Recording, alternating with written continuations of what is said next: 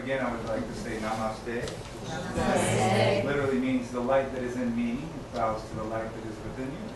And what I brought tonight was a book called Shambhala, The Sacred Path of the Warrior, written by Chogyam Trungpa. Shambhala was a concept that actually represented a physical place. It was a city high in the Himalayas.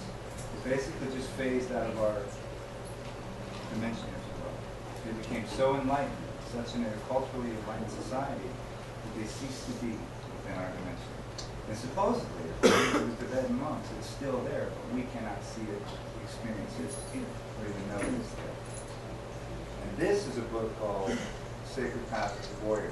Now, within our Western tradition, it's very common that when we think of a warrior, we think of someone who is fearless in the sense that he will face his enemies and cut them down. That is not what they mean here. What they mean here is fearless in the sense of facing your life, facing yourself, your own heart, the things that you like about yourself and the things that you detest.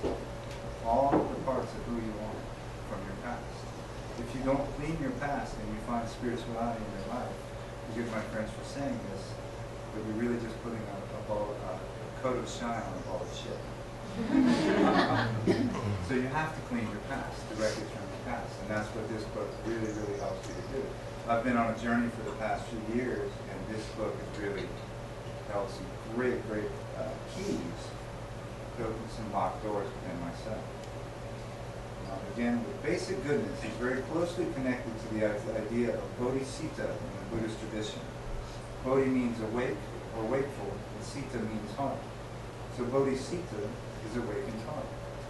Such awakened heart comes from being willing to face your state of mind. That may seem like a great demand, but it is necessary.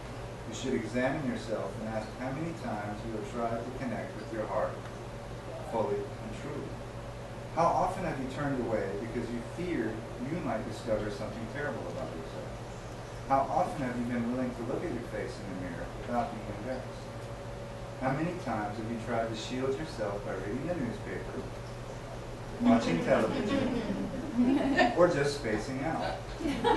That is the $64,000 question. How much have you connected with yourself at all in your whole life? The sitting practice of meditation, as we discussed in the last chapter, is the means to rediscover basic goodness. And beyond that, it is the means to awaken this genuine heart within yourself. When you sit in the posture of meditation, you are exactly the naked man or woman that we described earlier, sitting between heaven and earth. When you slouch, you are trying to hide your heart, trying to protect it by slumping over. But when you sit up upright but relaxed in the posture of meditation, your heart is naked. Your entire being is exposed to yourself, first of all, but to others as well. So through the practice of sitting still and following your breath as it goes out and dissolves, you are connecting with your heart. By letting yourself be as you are, you develop genuine sympathy towards yourself.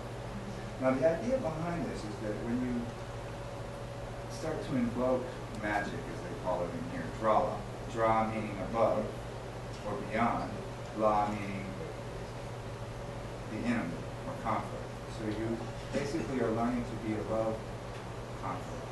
It is wisdom beyond aggression. Which brings me on to the next reading. It's good, 30 seconds. Okay.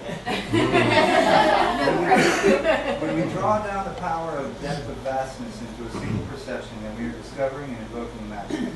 By magic, we do not mean unnatural power over the physical world, but rather the discovery of innate or primordial wisdom in the world as it is. The wisdom we are discovering is wisdom without beginning, something naturally wise, the wisdom of the cosmic mirror. In Tibetan, this magical quality of existence or natural wisdom is called drala. Dra means enemy or opponent, and la means above.